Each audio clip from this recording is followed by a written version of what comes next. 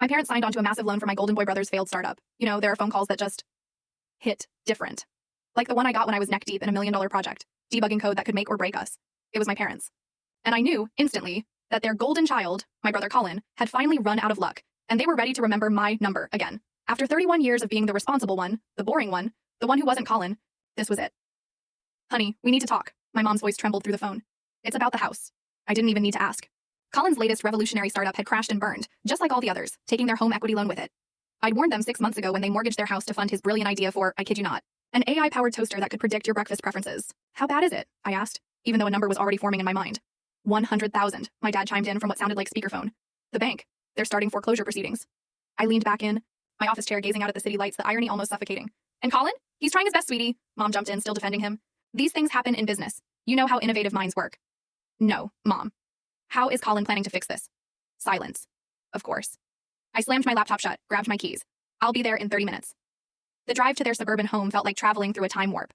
Past the elementary school where Colin's mediocre art always made the bulletin board while my perfect math scores went unmentioned.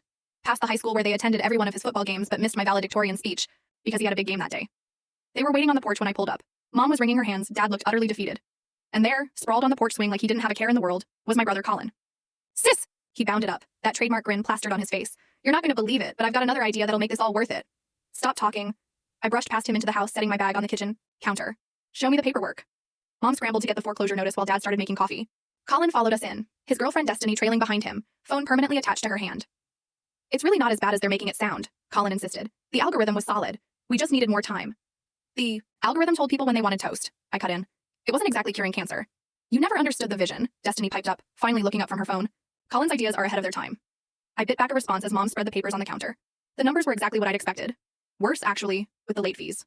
I could cover it, but that would mean liquidating most of my investments. We wouldn't ask if we had any other option, Dad said quietly. We know how hard you've worked for your money. For the first time, they noticed my success. Funny how that worked. Remember when I wanted to go to MIT? I asked, scanning the documents. You said we couldn't afford it, that I should be practical and go to state school. Vivian, that was different, Mom started. Was it? Because you remortgaged your house for Colin's toast robot, but you couldn't help me with tuition? I looked up at them. I paid my own way, every semester, every book, every meal. You were always so capable, Mom said, like it was a compliment. You didn't need our help. No, I agreed, I didn't. And I don't think you need it now either.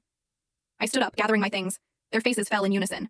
Wait, Dad called out as I reached the door. Please, we'll lose everything. I turned back, seeing them all there. Full story on the channel. Link below. Click now and watch what happened next.